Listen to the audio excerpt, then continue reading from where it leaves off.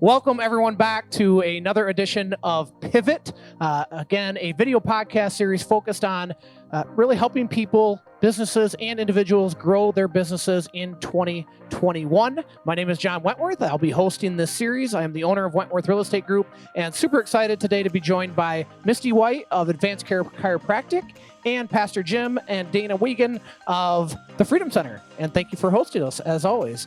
All right, well, before we get started, we want to be sure to thank our sponsor for this episode, WSNL Radio, which I just learned is Salt and Light. That's very cool. And so that's AM 600 or FM 106.5. You're exclusive for the Dave Ramsey Show weekdays 3 to 5. And yes, I'm reading here. There's a lot. And I want to make sure you get it because it's a great radio station. Check out WSNLradio.com. Dr. James Dobson, Joyce Meyer, and Pastor Jim Wiegand. Dr. Jim Wiegand. Just got promoted to doctor. Doctor. Well, in case anything goes wrong in this interview, I'm glad you're here, Doctor. Let's get started. Great. I'll start with you guys. What, just in general, how did the pandemic affect your business? Obviously, a lot of changes. How did it affect your business? How did you adapt? Yeah, I would say the number one thing that happened was things that you had going on the side, things like online, social media, live stream. You know, as a church, we're here to communicate with people, and that happens in a place, at a time, and has for 58 years. All of a sudden, the things you kind of had to supplement people when they're on vacation or they had a baby or Billy's got a cold, they're going to stay home and watch it on TV. All of a sudden, that becomes the primary means of communication. And that's all I know. The rest of it, she did. So when it comes to a big vision, that's me. When it comes to actually making it happen, that's her. So how did that happen? How did you execute? You're the execution in a church. Well, we actually just had to really go back to the drawing board of how do you do church when you can't be in the church? And so we built a huge drive-in wall on the back side. And it was really funny because we had a really nice laser projector that we had been trying to sell. And I was getting mad. I was like, why is this thing not selling? It's amazing. And, well, wouldn't you know, that was our number one tool that we used during all of this. And I was so thankful then that it hadn't sold. And so we had to make just adjustments along the way. And I would feel like, okay, we would make a decision and whoops, that decision's not going to work and come back. And it just really came back to being, are we ready to pivot and go with it from here? Even if the pivot was at the last minute and everything. Right. Everything became an experiment. We don't know if a drive-in is going to work. If people show up to a drive-in movie or a drive-in service, we bought an FM transmitter. We did a lot. We probably scavenged everything in the building to get the technology in the room so we could do something that looked live that people could watch at home. But I think the funnest part about it was everything was an experiment, and nobody had this high expectation. You should be good at this.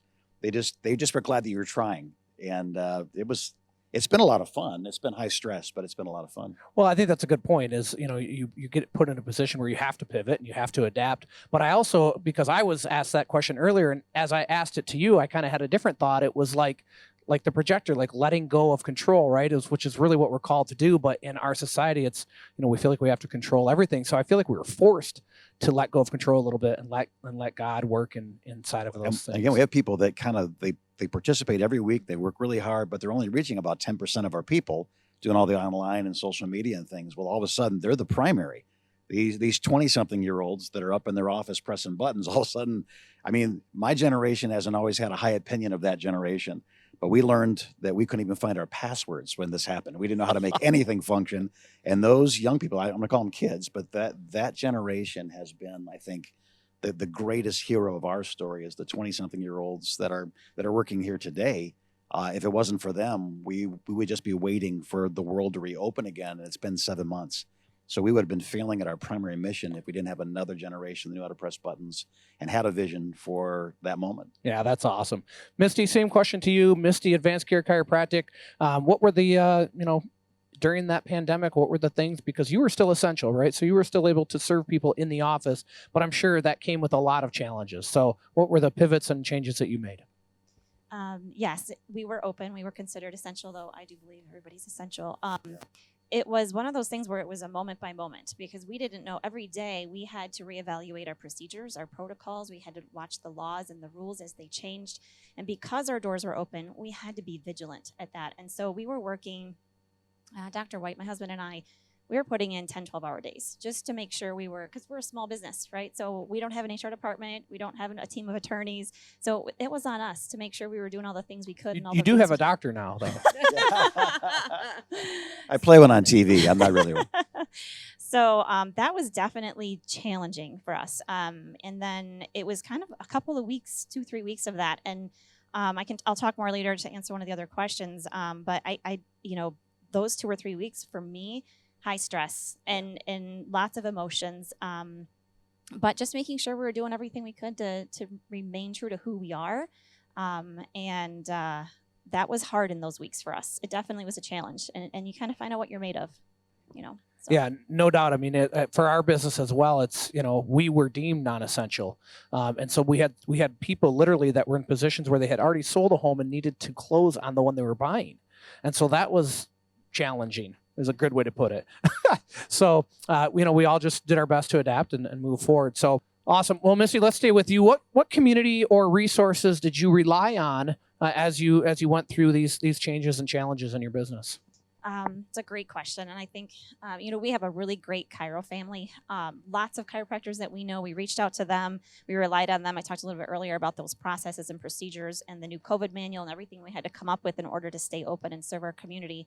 I reached out to them. We had Zoom calls. We connected. We shared information and resources. And without them, it would have taken me 10 times as long to put everything together. So I'm so grateful for them.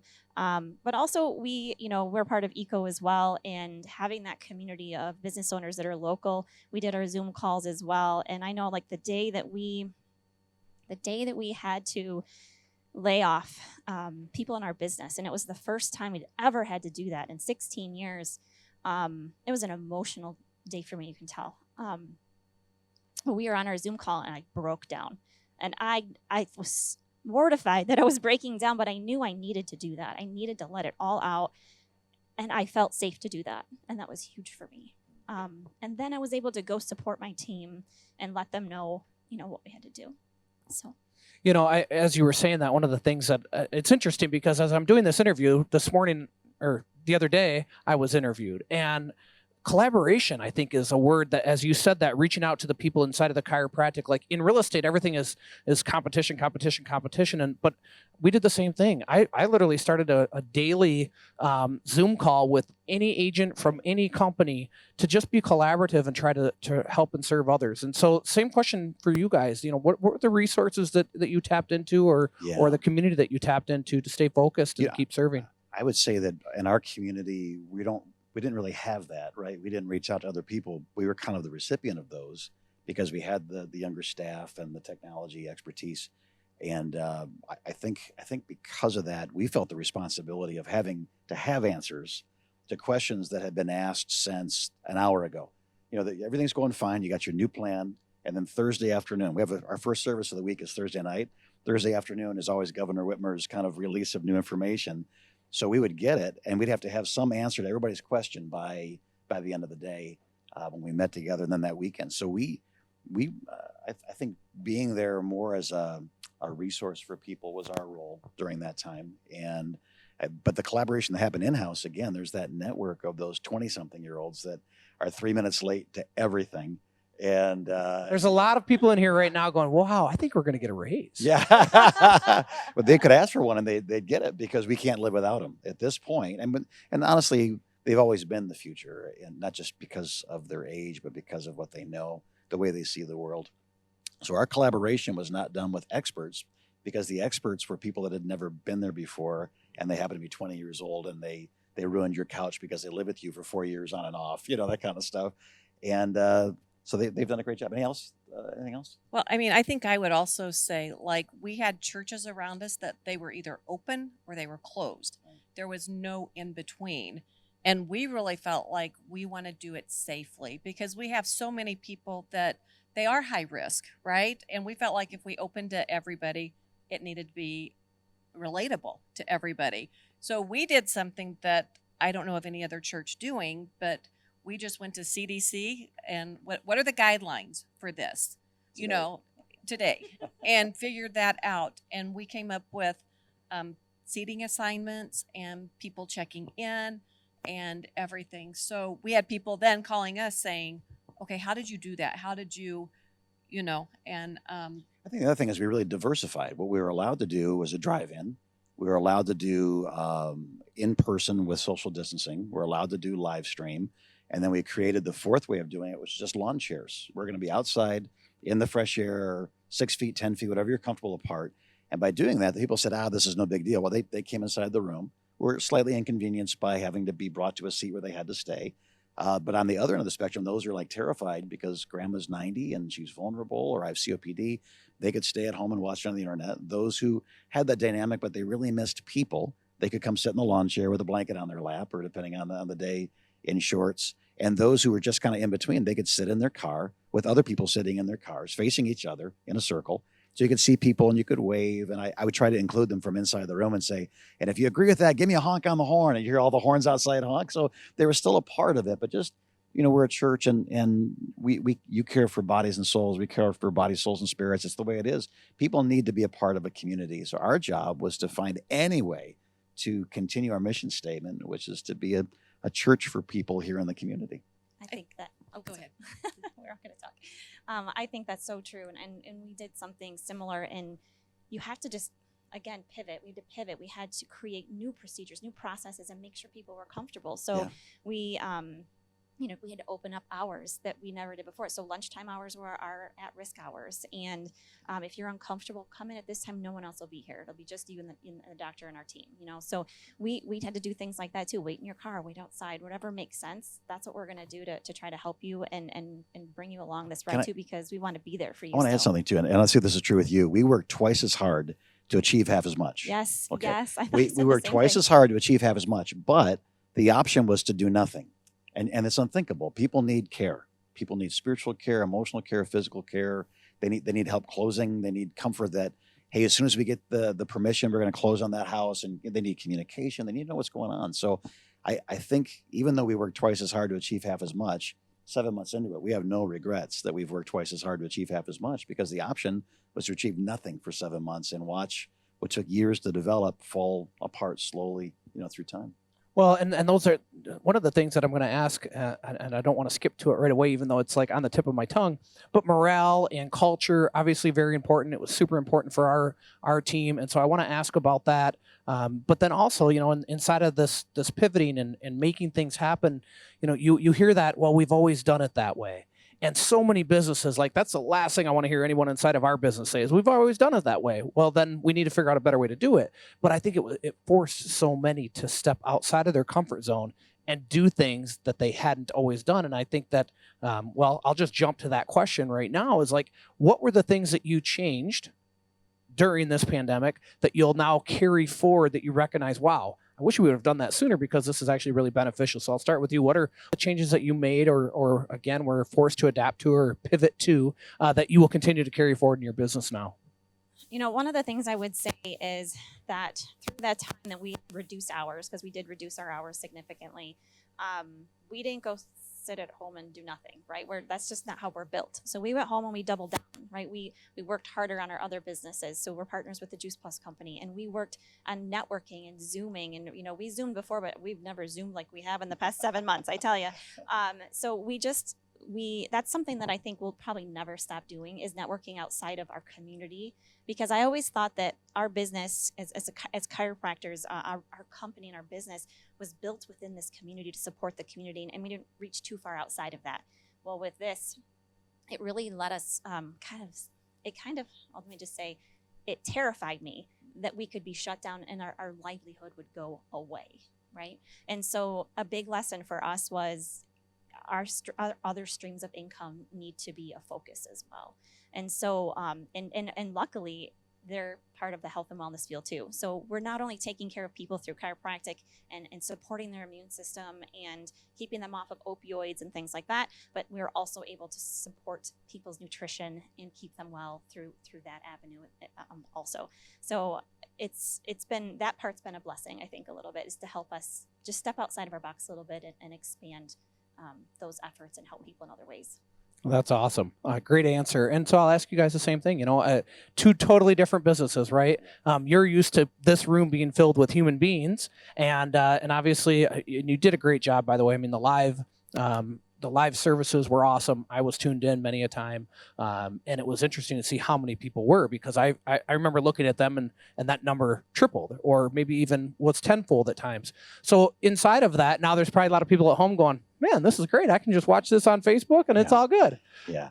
I think, unlike what the Whites do, we can actually pivot out of this. I mean, you can't just grab a tennis ball, lean against the wall real hard, and adjust yourself. So they're going to need to put their hands on people. What they do requires touch. What we do requires touch in a different way. I think it's more of an emotional touch. So there needs to be a connection from person to person. But we have experimented through the years with virtual communities, virtual congregations.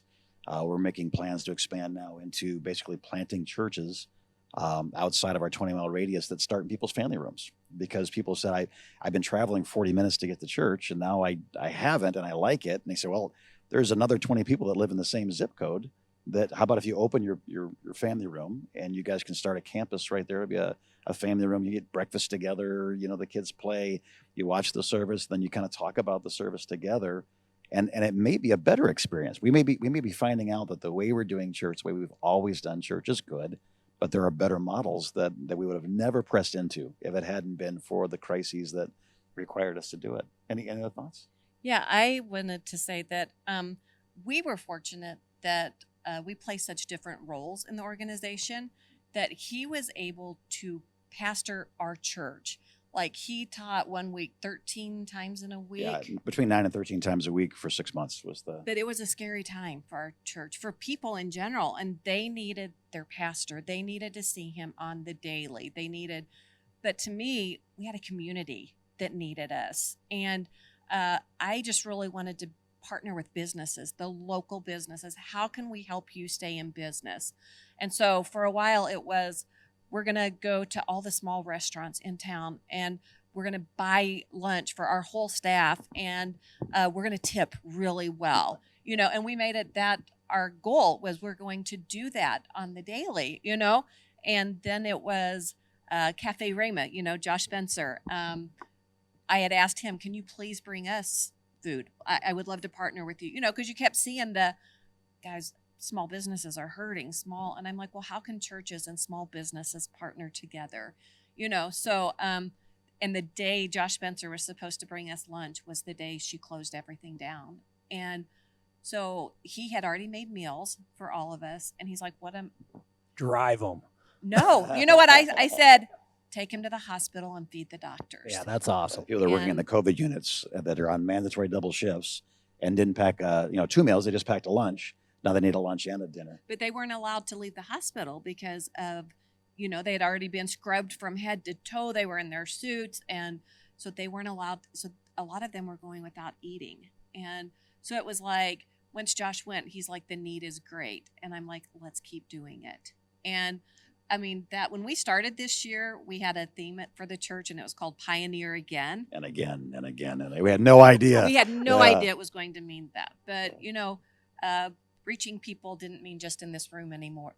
It meant in the community. And something exciting that came out of that was, as we started spending the money that our church was giving us to feed healthcare workers around the front line, the Mott Foundation found out about it and wrote a check for $100,000 and said, just keep doing it. So we were able to keep a dozen restaurants busy and in business, making food, which is what they love to do. The gift that came from here went to the restaurant, kept them in business, went to the healthcare workers, made them in a better position to care for people. It was one of those win-win-win situations. And so it caught on. I think how much? $200,000 went into meals during that season, keeping businesses in business. And, so again, I think an entrepreneur sees an opportunity everywhere they go. 100%. And so again, I experienced this interview earlier, and that my answer to that question was simply, pouring into everybody else is what kept our morale high, right? And so one of the questions that I have is, during this, what did you guys do specifically? And like that is something that is external that would boost morale and boost the great culture that you have here. But what were some things internally that you focused on? Because I think those things that we focus on for morale and culture are so important, and those lessons that we learned to continue to carry those forward. So I'll start with you, Misty. What are some of the things you did, again, to keep morale up and keep that culture what it is? Culture and morale is something we focus on a ton in our office. Our team is amazing, and I want to give them all a shout out. We could never have done this without them, and they were 100% on board with everything we decided, and we tried to decide as much as we could as a team. I think that goes a long way towards morale, but also, we just stayed connected with them. We shared everything that was going on, and part of what we did to shift is we started to focus, if we can't see all of our patients in person, then we want to make sure we're still in their lives, because we want to be the light in our community. Our mission is to inspire health, wellness, positivity, and community within our community. So we created Some Good News locally, which was a spinoff of Some Good News, which some of you may have seen. So we did that, and just sharing what the good things God was doing in our community with our family, with our Cairo family. So we loved being able to do that, but by doing that, it brought our morale up too, right? Because when we were doing those good things and sharing those good things, we weren't focusing on all the junk. About 2 to 3 weeks in, we decided, so we had been focusing on crisis mode. What are we going to do? How are we going to do it? Processes, procedures, paperwork, all that stuff. And then Jason and I one day just went, what are we doing? We can't do this. This is not our mission. This is not what we're here for. We're here to serve our community. So we had a meeting with our team outside, and we said, listen, this is the line in the sand. This is all happening right now, and we have to acknowledge that, and we have. But right now, what our mission and what our purpose is to be the light in this community, and that's what we're going to do moving forward. And it all shifted from there. From that moment moving forward, when we all made that decision as a team and as a unit, man, it's been I don't know. It's been really kind of crazy to watch and fun, because, and I hate to say the word fun, but to watch my team step up and do what they did has been amazing. Well, you're a great leader. And again, I was asked these questions, like, for me, I use this term, like, everybody seemed to go into hiding for the first couple of weeks. And I don't mean like literally like under the covers and not seen, but focusing on different things that pulls you away from your mission. And we did the exact same thing. I'm like, okay, enough's enough. Here's the line in the sand. Now we have to get refocused on moving forward and building that morale up. And I, as leaders, like, that's our job, but we also need to be led, right? And so I guess I'll kind of flip that question just a little bit. Besides what you did to keep morale up and to continue to keep the culture strong, where did you gain your? Well, I know where you gain your strength, but literally, like, I know for me, I had to do a lot of Zoom calls and many different things with people outside of the business so that I could take in what I wanted to give out. So did you have people that you turned to for that? This is what we do. I mean, this is for the last 25 years. What we do is we find a need and we fill it. And in a community like ours, sometimes it's a little hard to find a need. We have food, and they go, well, we have plenty of things anyway. Hey, we've got Christmas gifts, and we've got more generosity than we have people that need the gifts. So you open it up and you start dropping things off at schools, and but I think when everybody's in need and everybody has the same need, they need peace, they need comfort, they need to not be afraid, they need solutions to get through anxiety, they need hope. People need people for that. People need people. People need people, plain and simple. And we're just uniquely qualified for that. And it's if all of a sudden everybody threw their back out, there'd be a long line outside your office, and in a way, everybody kind of threw their back out, and we were able to. I hate to say this because it sounds bad. You started to say the same thing, like we're having fun. It's like it's a very serious moment. It's a crisis. People are dying, and so we look at them and say, "How are you doing?" And then they answer us, and we minister to them, and they say, "How are you doing?" And I'm embarrassed to say, "Great, we're doing great." Like my son and I had this conversation where this has been one of the best seasons of our lives, because on Christmas morning, there's people that have really fought hard and saved and snuck around and spent a lot of money and wrapped the gifts. And then there's children who open the gifts. So you'd think the kids would be having more fun on Christmas morning, but they're really not. It's the parents that went through all that effort to provide something in that moment that they'll never forget. And we've been Santa and Mrs. Claus now for 7 months, and we've got a great team of elves, to just continue the metaphor. Sorry, guys. And so it's Elves that are getting raises. yeah, but it's been a blast, because what we do best is what's been needed most, and there's never been a more significant season, I would say, for our church in this community. I mean, I want to say that I'm not one that likes to be told what to do. I don't like it. Ditto. And Ditto. so when Governor Whitmer said, go home, I went home and pouted, quite honestly, because I'm like, she can't tell me what to do. Guess she just did. But I mean, you know what I'm saying? And I started staying up late. I started getting up whenever I wanted, and then coming to the realization, there's a church that needs their pastors. And how are we going to do that? And getting overwhelmed. And I had an incredible coach, Desi Maynor. He is part of ECO. And he literally called me on it and said, knock it off. Get your butt out of bed. Get back in routine. Get in your eating habits and lead. This is what you were created for. God created you for such a time as this, to lead. And it was the kick in the pants that I needed to get up and get going, and to call the team together. And okay, we're not going to look at this as we're being told what to do, but we're going to look at how do we get to pioneer again? How do we get to do this now? And Can I say that Yeah, really please quick? do, yeah. I just want to add that when you were talking about sharing what that was like for you, and I thought, we feel blessed in those moments because we get to do what we were made to do. We get to serve, right? Yeah. And this time in this season, we felt the same way. We always preach, we preach health and wellness. We preach preventative, right? Take care of yourselves so you're not in a place where you're going to, get hurt or be in a bad place health-wise. And in this season, we felt that it's been our mission to serve people by educating them, giving them that information they need on how to stay healthy. And that's why it's not fun, but it's fulfilling. Maybe because rewarding, it's right? Fulfilling, rewarding yeah. because we get to serve people, and I get to watch my team do it too. And that's what lifted all of us up through all of this, to make sure and to answer your question, your original question, to increase morale. So by being able to serve our people. Yeah, for sure. And I love how you said, like, yes, we have to acknowledge what's going on, but we can't be trapped by it, and we can't be trapped in fear. We have to continue to push forward. And, I think it's just important to leadership, right, is about being able to take that step, even when it's scary, in belief, and that's in our faith, but in belief that things are going to be okay, rather than just sitting back and allowing things to happen. We have to take the lead. I think, too, there's been seasons. I think the first shutdown was 2 weeks, wasn't it? And then it was extended to another 2 weeks. I mean, this is 6-7 months ago. We started in March.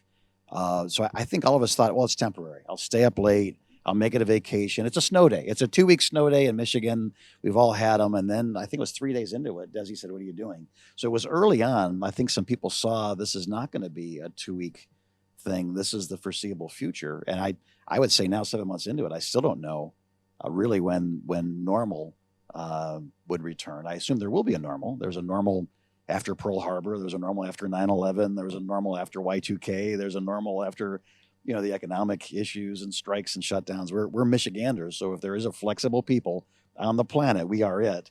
But maybe in this season of maybe we're creating a new normal. Maybe this is our new normal. Maybe we've learned some things in this season that are going to serve us well whenever.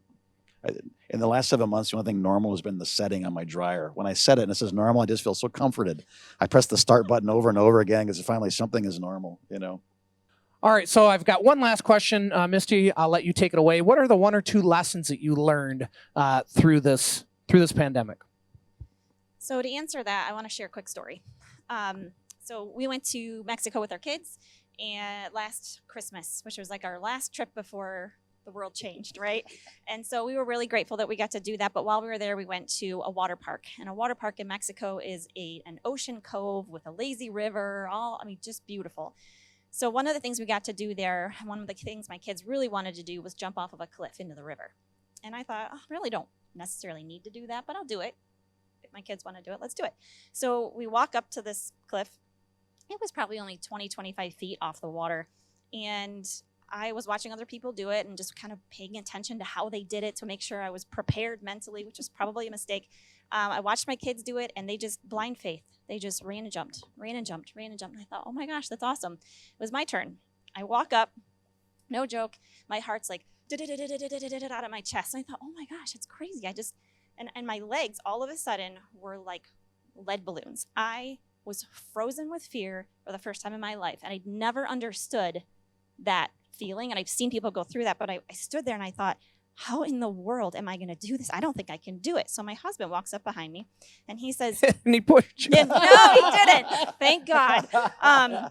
He said, are you okay? And I said, no, I don't think I can do this. And he said, you can do this. And I said, no, I physically can't make my legs move. They're frozen. I said, just give me a minute. It'll be okay. And he goes, look at your kids down in the water. Look at their faces. They can see the fear. Don't let fear win. Show them you can beat it. Oh man, now I have to jump. So I said, okay, just go and give me a minute. So I sat down on the bench. I took some deep breaths.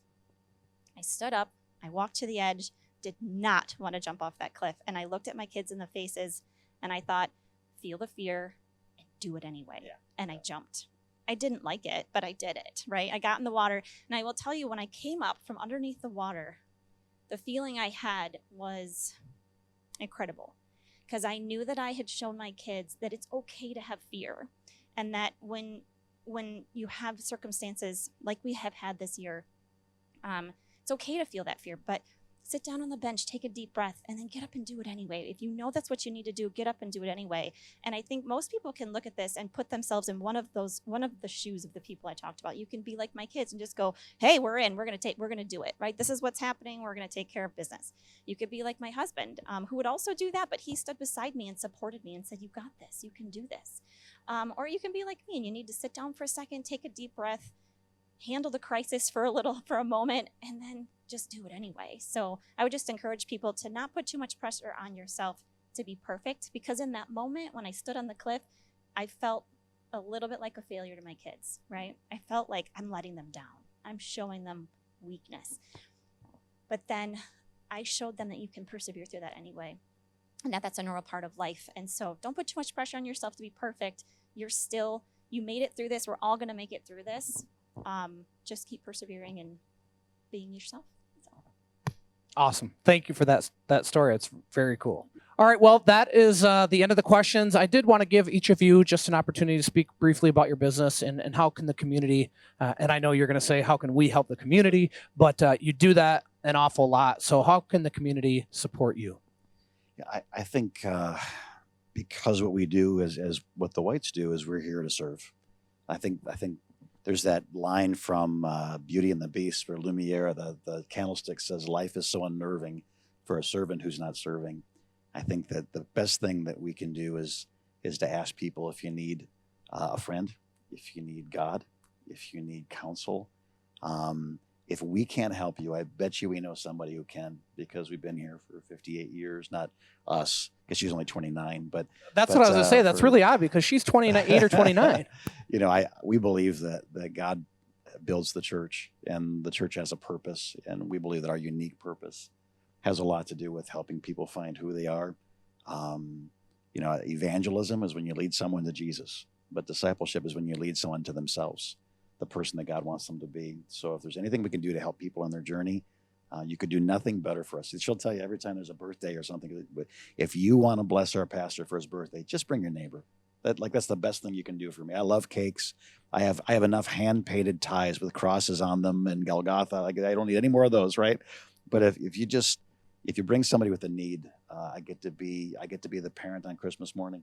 And anything else you can think of that we could do to support our business or what we do here? No. Let us help you. I love that. Bring a friend. Yeah. Bring a friend. Misty, same question? I'm going to have the same answer. I love your answer, and absolutely. So bring a friend. How can we serve you? How can we help you? Let us be the light in your life.